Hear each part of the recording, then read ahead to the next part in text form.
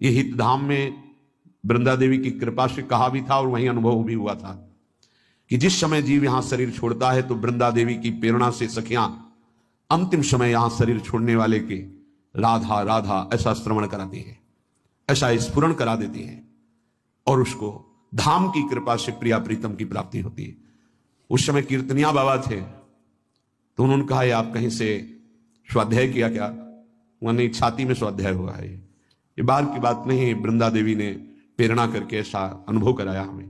तब वो बात तो उनका जिससे कोई बोले कि कहां लिखा है, तो एक संत बैठे थे, उन्होंने कहा शरणानंद जी महाराज ने एक बात कही, तो किसी ने कहा ये तो हमने कहीं लिखा पढ़ा पाया नहीं, तो उनका नवीन लिख लो इसको।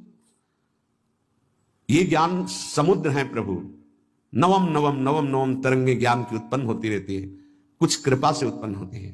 तो यहां ज्ञान का विषय नहीं है, यहां कृपा का विषय है। जैसे देवाधिदेव महादेव काशी में प्रत्येक जंतु को मोक्ष पदवी प्रदान करने में समर्थ है, ऐसे यहां वृंदा देवी प्रियाजू की नित्य सहचरी है। यहां धाम में जो भी आता है उनसे पास होकर आता है, उनकी कृपा दृष्टि सबका निरीक्षण कर रही प्यारी जू का महल है। अगर चिड़िया भी आती है तो उनके आदेश से आती है। आप यहां आए हैं तो प्यारी जू प्रसन्न है, इसलिए आप यहां प्रवेश पाए आए हैं। श्री राधिका कृपा बिनु सबके मनन अगम्य।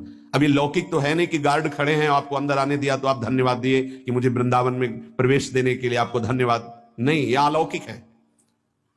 आप आकर भी यहां प्रवेश नहीं पाएंगे, वापस लौट जाएंगे। यदि महारानी जी की कृपा ना हो तो आप सोच नहीं सकते वृंदावन आने की बात, फिर यहां रहना और यहां अंतिम लीला हो जाना, ये तो बहुत मंगलमयी